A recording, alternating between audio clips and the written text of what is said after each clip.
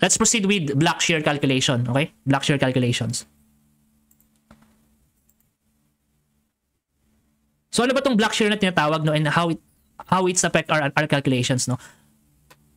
Yung mga previous calculation natin kanina, which is in pure tension, yung failure modes noon would be via tensile yielding at gross cross section and tensile rupture at the net cross section. Okay?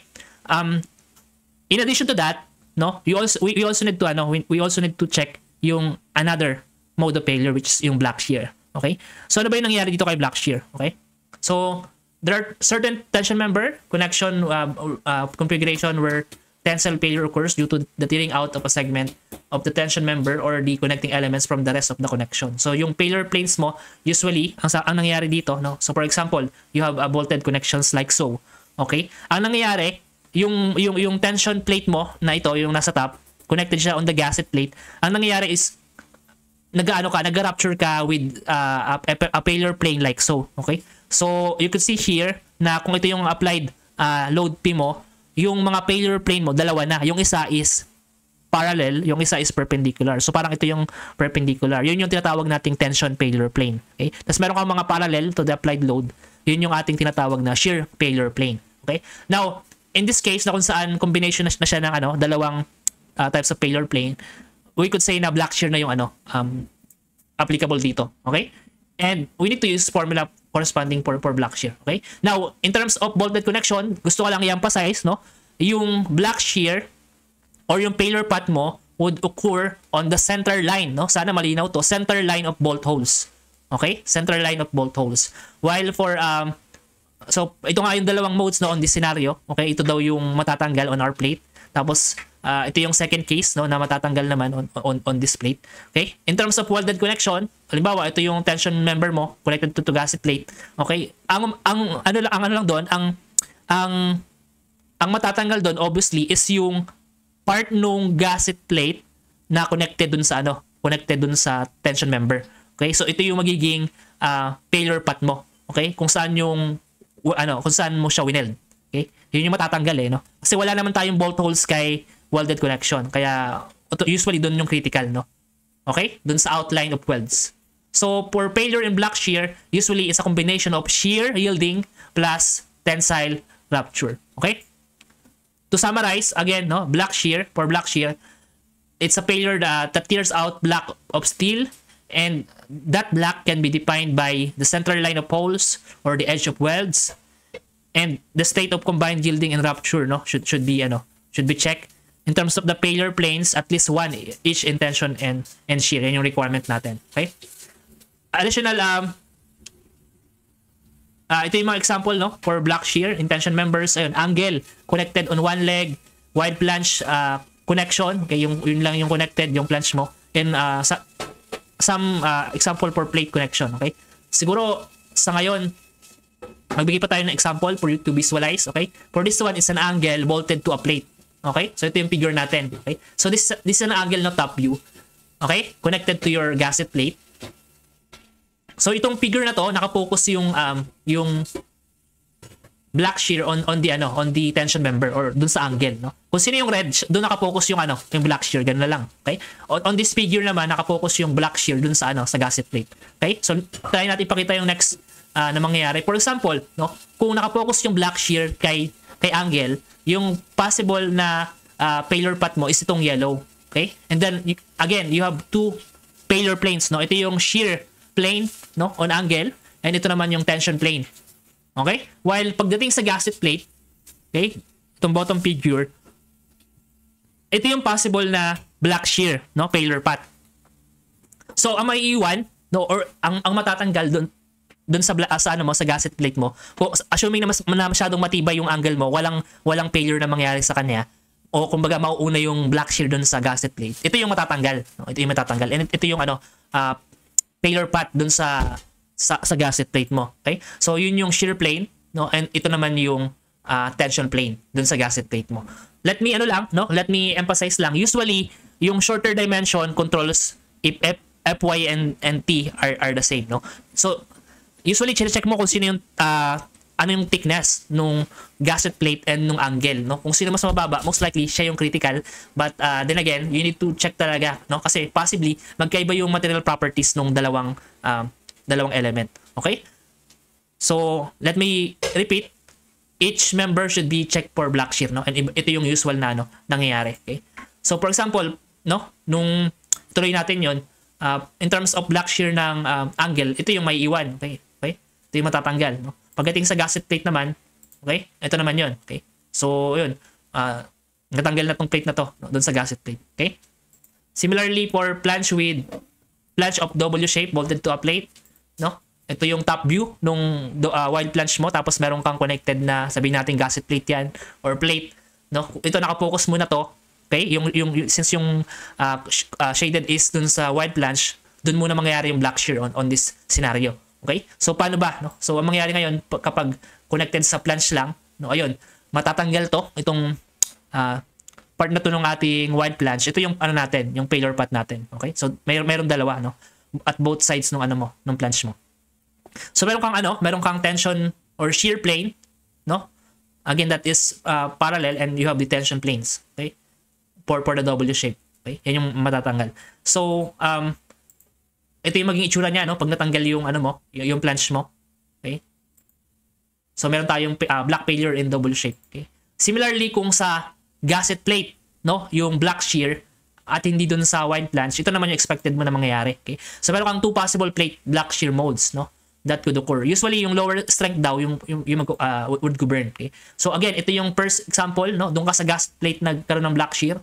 Ayan, meron kang shear plane, tapos meron kang tension planes, okay? Similarly, on this scenario naman, ito yung natanggal, no? Ito yung natanggal dun sa gasket plate mo, okay? Sa gasket plate mo, itong gitna na to. Ito yung magiging failure path mo, okay? So, and you would also have the shear planes and yung tension planes mo, okay?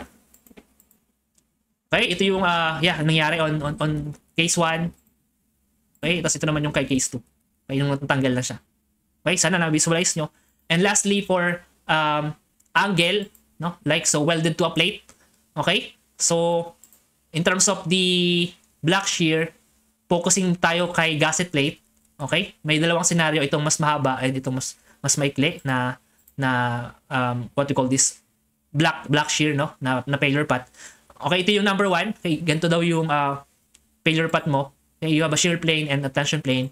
And in terms of the possible failure path, no, number 2 on the gasket plate, ito naman, no, nakasika, okay? So ito yung parang pinaka-failure path mo, and you have a shear plane and you have also the tension plane. Okay? So basically, yung strategy in calculating a black shear is to define yung all possible failure path for black shear, okay? Yun yung critical. Okay? So you need to define lahat. Okay? So again, ito yung yung how it looks like kapag natanggal na yung member mo for black shear on angle or plate, no, na welded. Okay? This one is for cope beam. Okay? So for example, you have a girder and you have a connected beams, no, secondary beams. Ito yung itsura in 3D ng cope beams, no? So usually meron kang pin plate diyan, no? Double, no, magkabilaan. Tapos i-bolt mo dun sa web nung beams mo, okay? Now usually ang nangyayari dito pag masyado na mataas yung reaction diyan, ito yung reaction na yon, na chip off tong part na to ng web. Okay? So ang mangyayari ngayon, you have shear planes, ito yon, and you have a tension failure plane. Okay? So applicable dito yung tinatawag nating black shear. Okay? Okay? Sige. Now in terms of the code, ito yung sabi ni code, no? The nominal capacity against black shear is given by this equation, which is R sub n, no? Nominal yan. Okay? Is equal to 0.6 F sub U multiplied by A sub NB plus U sub BS times F sub U times A sub NT. And itong first two terms ng equation, it should be less than, no, yan yung requirement, less than or equal 0.6 F sub Y A sub G plus U sub BS F sub U A sub NT. Okay? Gusto ko lang i-emphasize itong term, itong equation na to and this equation is equal lang, no? Equal lang. Ang magkaiba lang is itong term na to and this term. Okay? So itong equation na to correspond to the shear rupture. This one is tensile rupture. Okay, this one is shear yielding and this one is tensile rupture. Okay? Kung nag-isip kayo ano ibig sabihin ng mga parameters na yan, then F sub U is equal to the tensile stress, F sub Y is equal to yield stress, A sub GB is the gross area daw subjected to shear. Okay, i-define natin mamaya kung paano kinukuha to, no? A sub NB is net area subjected to shear. A sub NT is net den, okay? Kung ito is net area, ito net den, pero this one is subjected to tension, okay? And U sub BS mo daw, dalawa lang daw yung possible value. 1.0 for uniform tension stress and 0.5 for non-uniform tension stress, okay? Ito yung mga under strength na gamitin natin, okay? For LRFD, it's 0.75. Same with rupture failure, okay? For ASD, it's 2.0, okay? So parehas na parehas for rupture failure, okay? So, okay? So mabilis lang i-memorize, no? Kapag block shear, basically yung under strength mo dyan, it's similar with the rupture failure, okay? Now, gusto ko lang i-emphasize, no? Since mahaba equation natin, to simplify, kung sino yung mas mababang value between these two terms, siya yung mag-govern, okay? Siya yung mag-govern, okay? Or kumbaga, kung sino yung mas mababa, nakuha mo na yung total nito, and total of this equation, sino mas mababa, siya yung mag-govern, okay? I-discuss ko lang mabilisan yung value kung paano di-define si yung parameter na U sa BS, no? Ito yung mga case na kung saan 1.0 yung U sa BS mo, okay? Ito angle, no? Single row beam end, angle ends, okay? And gasket plate, no? Automatic yan, 1.0. Ito lang yung case na kung saan nagiging 0.5, no? Isa lang actual ito, no? Yung ano mo, yung U sa BS mo. And that is for connection, no? Multiple row beam end connection kung saan meron kang bolted connection dun sa web mo and yun nga, meron kang 2 columns, no? Or multiple row. Okay? Kasi nangyayari doon, if you would check yung parang pinaka stress mo doon, concentration doon sa area na yun, nagiging non-uniform stress ka. Okay? Ito yung example figure, no, for case B, no. So for case 1 ito naman 'yon, okay? So I think applicable to dito, okay? Okay, uniform stress ka. So 1.0. Okay? Sige. Let's have an example problem to para meron tayong application for this one, okay? Sige, pakibasa nga to. Itong problem natin. Miss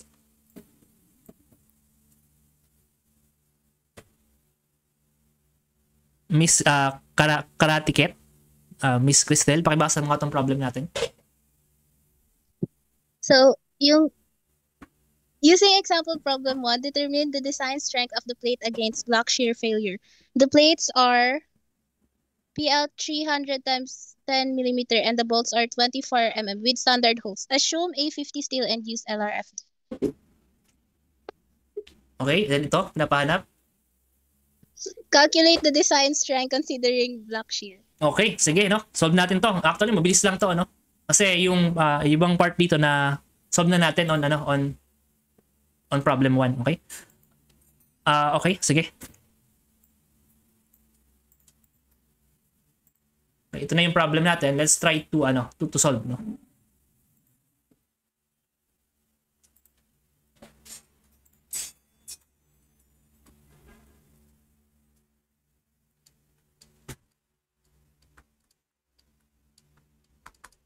Okay?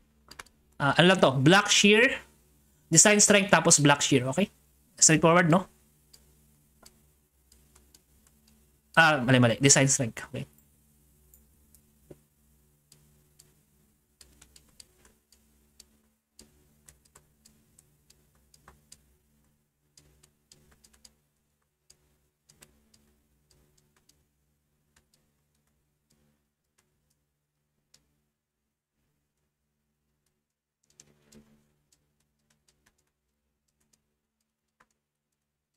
Okay?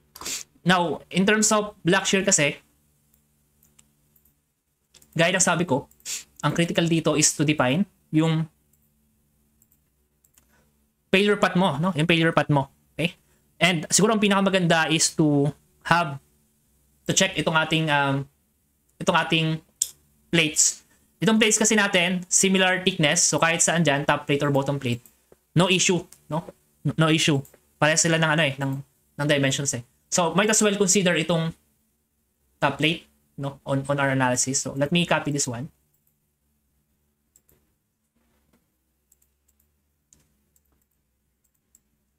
So yung first step natin, i-define mo yung expected mo na failure path, no? Expected mo na failure path. And for this one, okay, for block shear calculation, we could say na yung possible na path natin, no? Failure path natin, case 1 is ito, no? Mag-start dito from this point, okay? since top to, no? Going on this point, to this point, okay? Okay, tapos pupunta dito. Okay, and we'll proceed here. Okay. So ito yung failure path number 1 natin. So ibig sabihin, kumbaga itong ano na to, itong part na to ng ating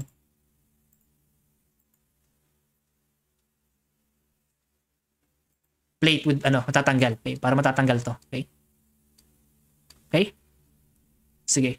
And to calculate yung ating mga properties, okay? Assuming ito yung ating failure path number 1. Okay?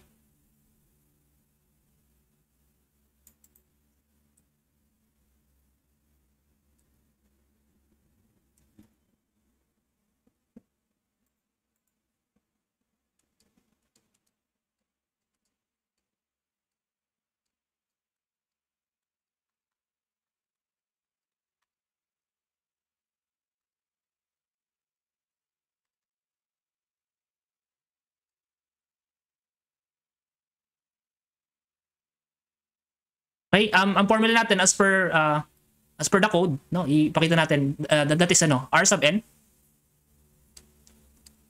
is equal to 0.6 f sub u, okay, multiplied by a sub nb, okay, plus, okay,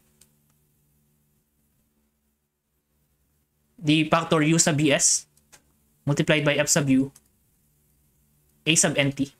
Okay, and this should be this should be less than, no, or equal 0.6 pa din ulit. Okay, fy naman, okay. Okay, tapos kung a sub nb yung kanina, this one is a sub gb. Okay? And then kakopy na lang natin to. Okay, parang naulit lang to. Okay? Ito yung formula natin for block shear, okay? Ang ano mo dito kasi is paano mo siya i-define, no? Yung mga areas. Actually yun yung medyo nagpapatagal, okay? But, sige, demonstrate natin kung paano siya iniisa-isa. Okay? Now, in terms of our failure path, para mas malinaw siguro, ang gagawin ko is i-color code ko, no? I-color code ko. Yung mga blue, yun yung mga area na kung saan, under tension plane ka, no? Tension plane ka. So, most likely, itong area na to would be under tension. Okay? Iba nito. Okay? Tension kasi you are perpendicular with the applied loads, no? Perpendicular to the applied loads. So, ito, tension, no? Tension plane ka. Okay? Similarly, yung shear plane mo, kapag sinabing shear, you are parallel. So, ibig sabihin, itong mga area na to, this is in shear, no? In shear.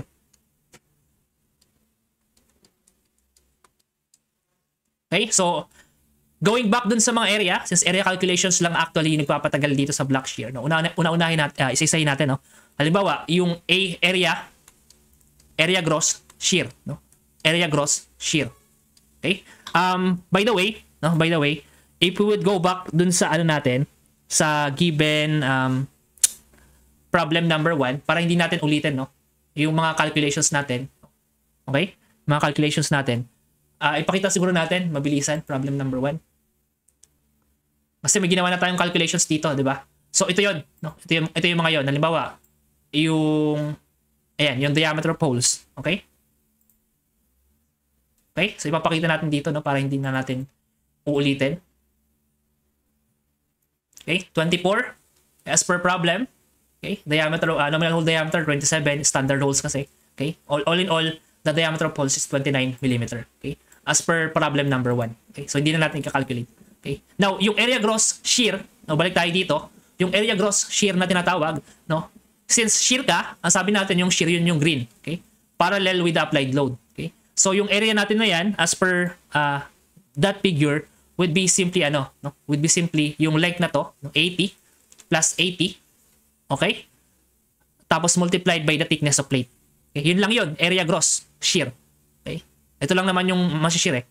So 80 plus 80, yan yung total length. Okay? Total length, no? Length muna tayo, 80 plus 80.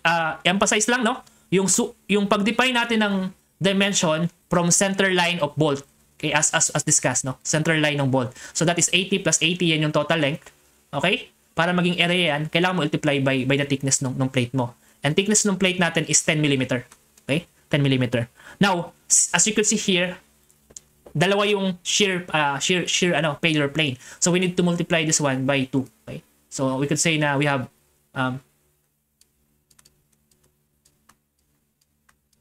Okay? Times 2. So we already have the area gross shear, no? Which is equal to ilan? 3,200. Okay, 3,200. 3,200. Similarly, since okay na tayo sa gross, isunod na natin yung net, no? Sabihin natin na A sub NB, no? Itong A sub NB na to. Okay? Now, for A sub NB, malinaw yun, no? Area net shear, no? So, shear plane pa din, pero net daw, no? Net. So, ibig sabihin, pag sinabi natin net, binabawas na natin yung area occupied by bolt holes, di ba? Okay? So, going back again on this shear plane, no? So, yung total distance natin is 80 plus 80. Okay? Tapos, ibabawas natin yung area or yung distance occupied by the bolt hole. So, ang total natin is 80, di ba? Plus 80. And then, i-minus na natin ngayon yung bolt holes, no? So, dito, ilan ba yung tinamaan na bolt holes on this distance? Ilang bolt holes yung tinamaan natin? Anyone in the group?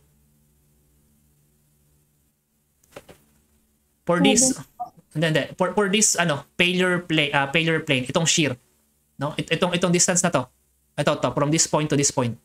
Ilang bolt holes yung tinamaan natin? Dalawa po, sir. Dalawa kasi 0.5 plus 1 plus 0.5. Okay? Sabi natin lagi, center line ng bolt ang calculation. Okay? So, dalawang bolt hole. So, ibig sabihin, kung dalawang bolt hole yon and yung dimension ng yung diameter ng ating hole as per calculation ng problem 1 is 29. So, we could say na minus 29.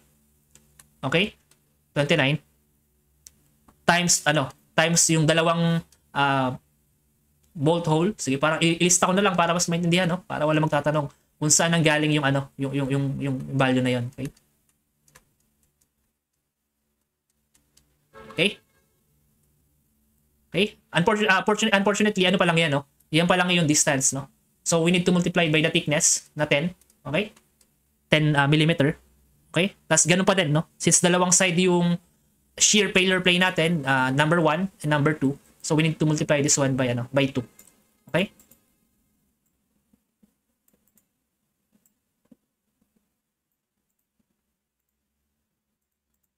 Sige, ilan to? 1,040. Okay, so medyo nawawala ako, no? Or kayo? Ilan to? 1,040. 2,040. Okay? Sige. Next is yung A sub NT, no? Ito, A sub NT. So dito malinaw to, area net din siya, no? Pero in tension. Okay? Area net in tension. So para lumalabas, wala lang tayo yung no? Area gross tension. Okay? So wala tayo nun. AGT. Ano lang? A sub NT lang. Okay? So ganun pa din, no? Area net tension. So ano ba yung area na or yung plane na kung saan in tension? Itong blue. Okay? And that is yung distance na to. Okay? Tapos itong distance na to. Okay? Plus yung distance na to. Basically, yung total lang yun eh. Yung total width lang yun. Okay? Yung total width ng ating plate. So might as well use the total width which is 300, no? 300 mm. Okay? So sige. Sulat natin ano ba yung total width ng ating plate, that is 300, minus yung number of bolt holes na tinamaan for that section. In this case, ilan? Ilan yung bolt holes na kailangan nating i-deduct for that tension, for A sub NT? Anyone in the group?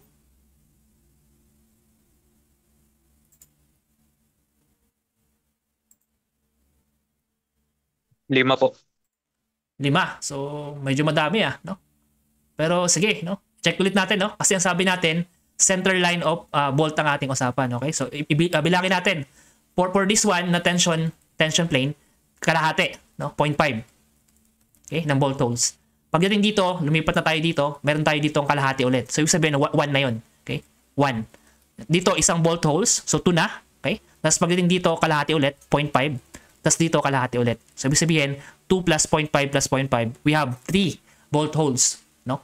Na kailangang i-deduct dun sa ating gross width. Okay? So, 3. Okay? Siguro ito na lang gamitin ko, no? Since parehas lang din naman siya. Okay?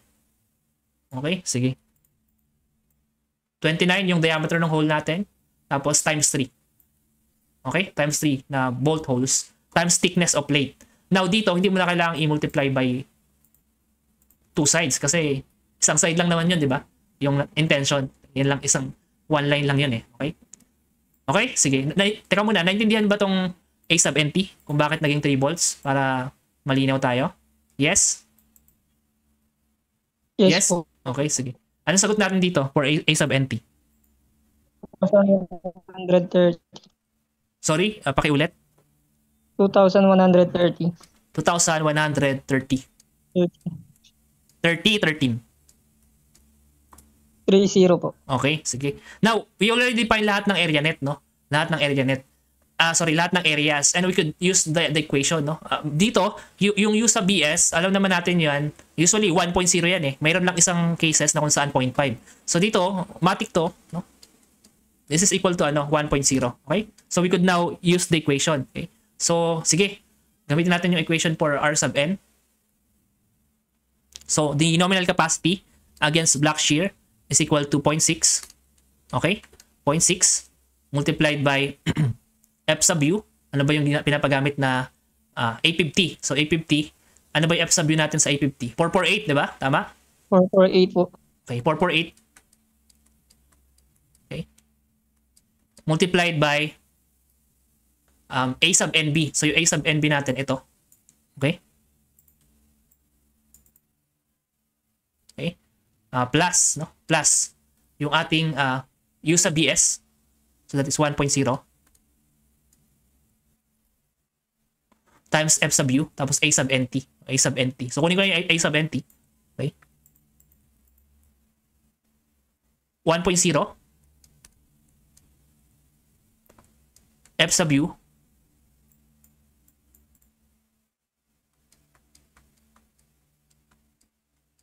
A sub NT. Okay?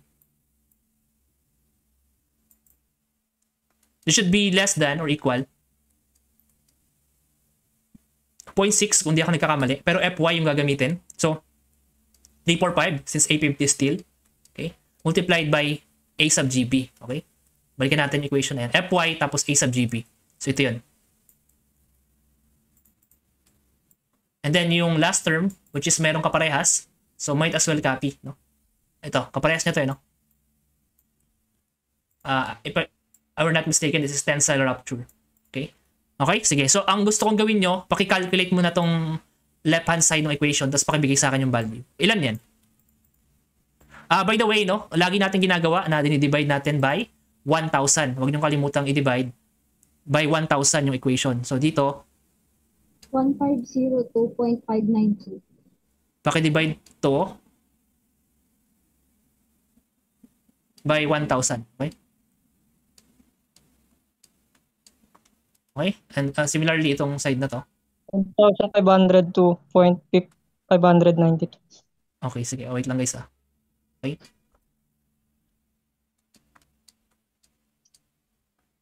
Sige. Left-hand side equation, ilan to? 1502.592. 1502.95. Tama?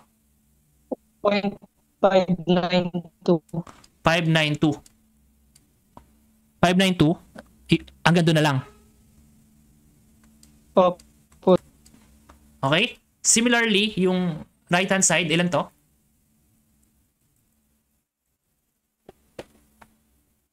$954.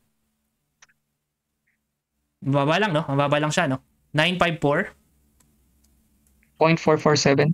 0.447. Okay? May similar value ba na ganito rin? Pa-confirm na lang.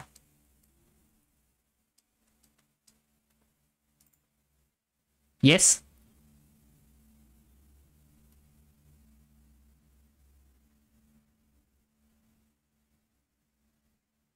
Tama, tama. Medyo bilis na natin, Bali po guys. ata, Iba sir. po, sir. Iba po, sir. Sige, ano sa inyo? Iba po, sir. Pakidictate. 1,616.64. 1,000? 616. Okay. Point. 64. Ito na lang, wala na kasunod. Wala na po. Okay, sige. Now, ang sabi natin, pag ganito yung ating sagot, matik yan, kung sino mas mababa, siya yung mag-govern. Okay? So we could say na therefore, our Rn is equal to ano? Okay? This one. Okay? So okay na tayo. We already have the capacity for this one. So we could ano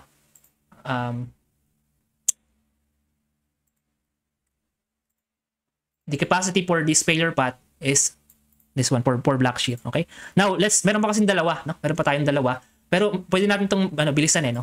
Bilisan na lang natin, okay? So yung second failure path natin, okay? The second failure path natin would be this one, okay? Okay, copy natin to. Oo, copy na lang natin to para mabilis, no? Ayan, sige. Copy natin 'yan.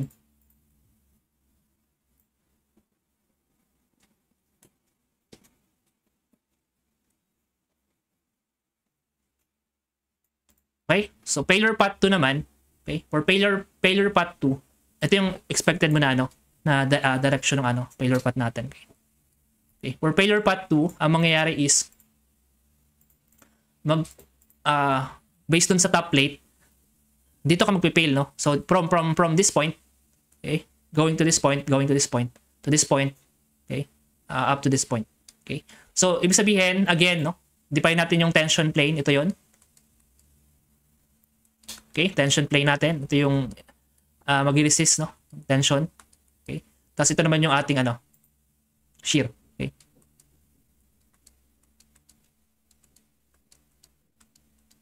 Okay, sige. So quick lang to, no? Quick calculation na lang to. Sige. So same formula, no? Yung mga area net calculation lang yung babaguhin natin. Okay? So for example, on the area gross shear, no? So paano yung equation natin for area gross shear? Area gross shear. Okay? Ano yung equation natin dito? Pakidictate na para nagkakaintindihan tayo. Ano to?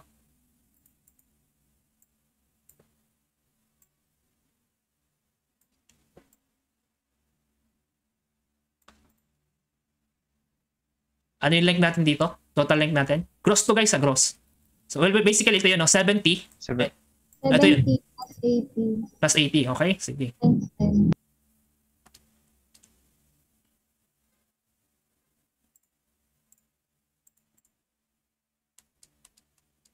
Okay, plus 80 times 10. Okay? So meron tayong area. Ilan to? 2,300. 2,300. Okay? Similarly, kapag net naman, okay? Net shear, okay? Doon pa rin yun, naka-refer. Okay? So paano natin siya makakuha? Okay? Net shear naman daw. So gagawin natin, ganun pa din, no? 70 plus 80. No? Plus 80 minus yung diameter of hole. In this case, ilang diameter of bolt ang kailangan natin i-consider? Ilang diameter of bolt ang kailangan natin i-consider?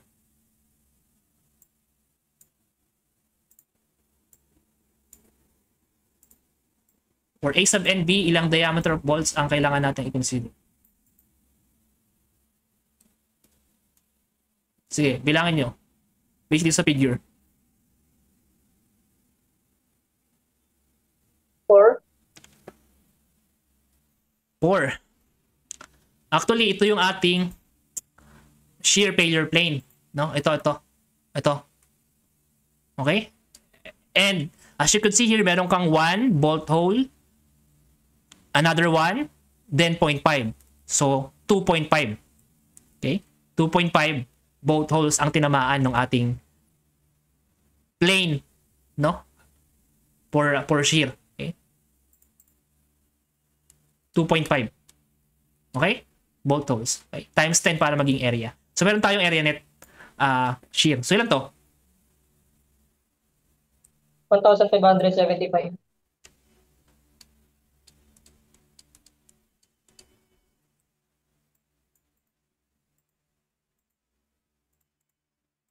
Okay? 1,700. 575. Sige. And lastly, yung area net tension. Sa area net tension, ito yon. Ito mga blue arrows na to. Okay? And para makuha mo yan, no? Net kasi, unahin muna natin yung gross. So that is 90 plus 90 plus 60. No? Yung ating total, kumbaga total width. Okay? So we have 90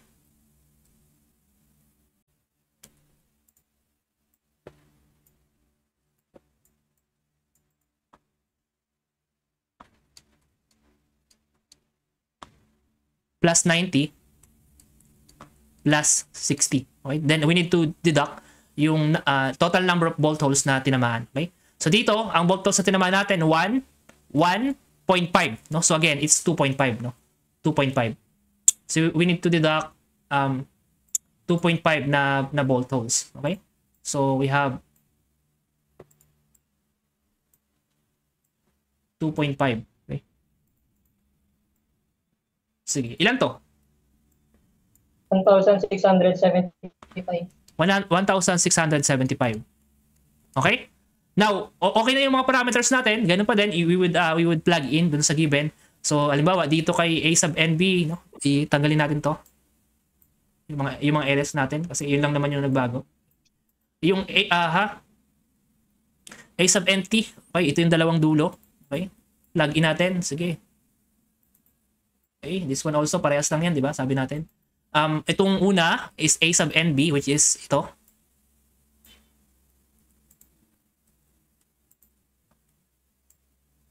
Okay, and lastly, itong A sub GB is itong 2, 3. Okay?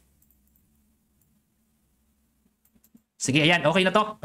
Pakibigay nga sa akin yung mga values. Pakibigay itong left-hand side ng equation. Ilan to? 1,173. 1,000. Pakibigay sa akin 5 decimal places, guys, ha? 1,000. 1,173. Point? 0.76. Okay. Dalawa lang po. Okay, sige. Thank you. And yung right-hand side, okay?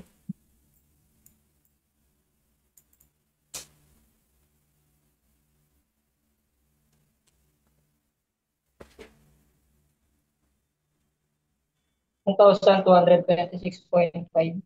1,000? 226.5. 26.5. Okay? Hopefully, parehas kayo na nakakuha, no? We could say na the governing black shear dito is itong 1,1, no? Mas mababa eh. Okay? So, ito yung sagot natin on failure path number 2. Okay? And lastly, yung third na failure path natin for this scenario is ito. Okay? Itong copy na lang natin to. Okay? Copy na lang natin to. So, yung failure path 2. Yung failure path 3 natin, okay, would be this path. Okay. So again, the strategy is dapat alam mo kung paano hulaan yung mga failure path, no? So mangyayari lang 'yon kung marami kang sinasolve na problem. Okay. So ang mangyayari ngayon is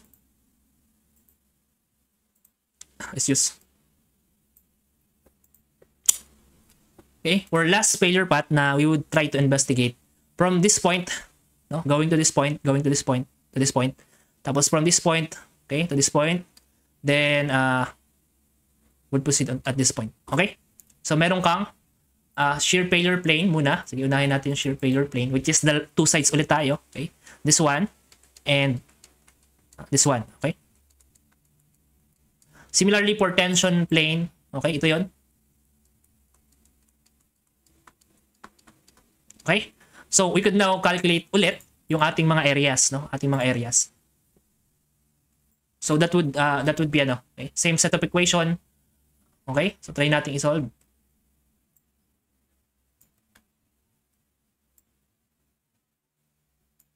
Okay? So area gross shear, no? Area gross shear.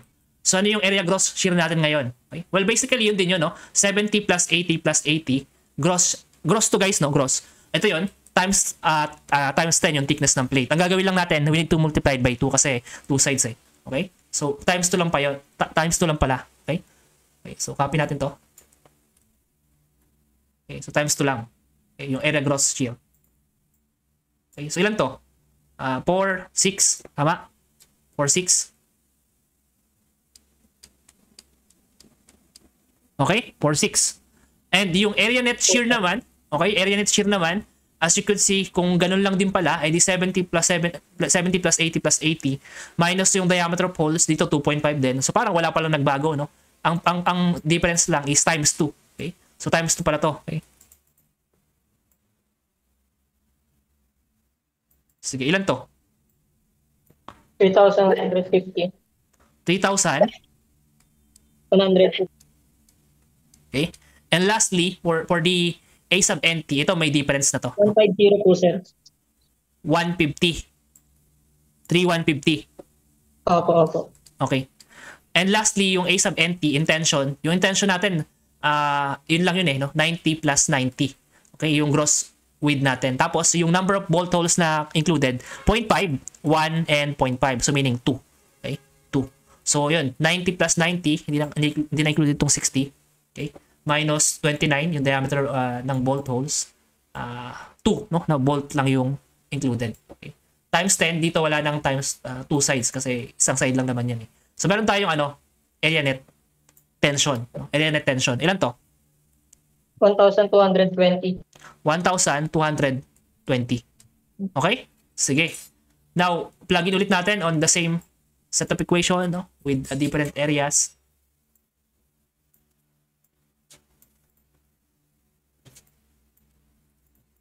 A sub NT ito, okay? Okay? A sub GB, okay? Itong 4,6, naka-base siya dito sa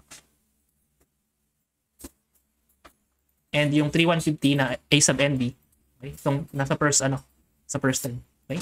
So meron tayong value ng mga pakibigay itong left hand side. Black shear natin, okay?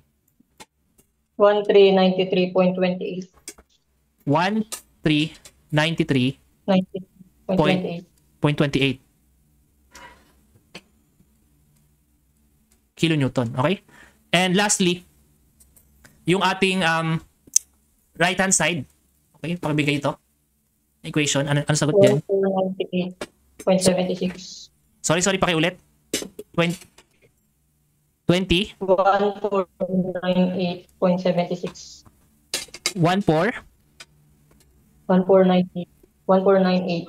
98.76. Okay, sige. Very good, no? Meron na tayong mag-govern which is itong 1,3, okay? Now, na-define na natin lahat ng nominal capacity ng by the way, hindi pala ito yung sagot, no? Gusto ko lang i-clarify, hindi ito yung sagot. Kasi design strength eh, nominal pa lang to eh, no? Nominal pa lang to. So, na-define na natin, mag-formulate na tayo ng conclusion, okay? Ito yung sa path o failure path 3, 1-3. Sa failure path 2, it's 1-1. 1-1. Dito yung sagot, no?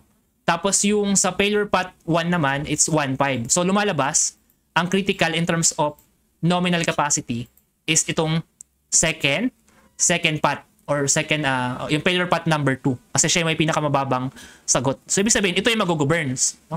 This one governs. Okay? Nung kinumpare natin yung tatlong value ng ating black shear. So bakit siya ang nag-govern? So by common sense siguro, kasi nga walang times 2 dito, di ba, na mga area. So very straightforward. Na-minimize siguro yung mga area dito na nag-resist, kaya siya yung nag-govern. Okay? So in terms of black shear, ito yung ano natin, no? Ito yung ating nominal, no? Nominal governing nominal capacity. So i-ano ko na lang, i-emphasize ko na lang. This is our governing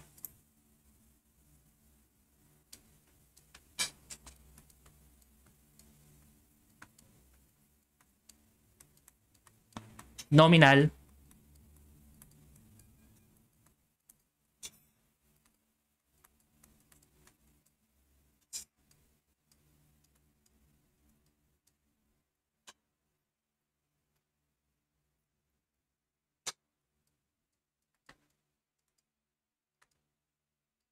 okay, black shear.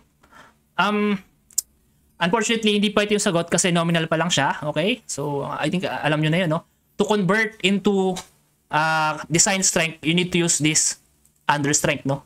So, LRFD tayo. So, that is 0.75. Okay? And therefore, alam nyo na yun, no? To convert this to LRFD, so R sub U for LRFD is equal to P sub T multiplied by R sub N. Okay? And P sub T for black shear, sabi natin, parang ano lang yan eh, no? Parang rupture lang yan. That is 0.75 times the nominal capacity. Okay, na ito. Okay. So you will have the design strength talaga against black shear. Ito na talaga yung sagot natin. Okay? For the R sub U. So ilan to?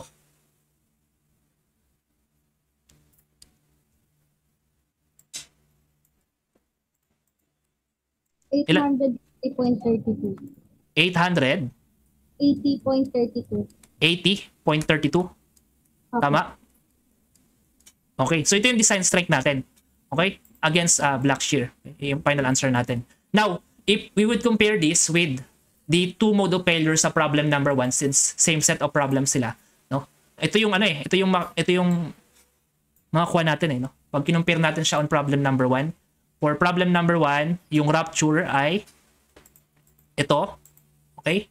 Yung kanyang yielding capacity is ito, 900. Okay? Okay? Same ano yan same design procedure ang ginamit, LRFD, so pwede nating i-compare, no? Ngayon ang tanong is sino ang mag-govern na mode of failure pag kinompare yung tatlong mode of failure na to? Okay? So ano yung governing natin na mode of failure? So obviously yung rupture, no? Kasi siya yung pinakamababa. Okay? So yun lang yung additional takeaways. But yung sagot natin, finally ito. Okay?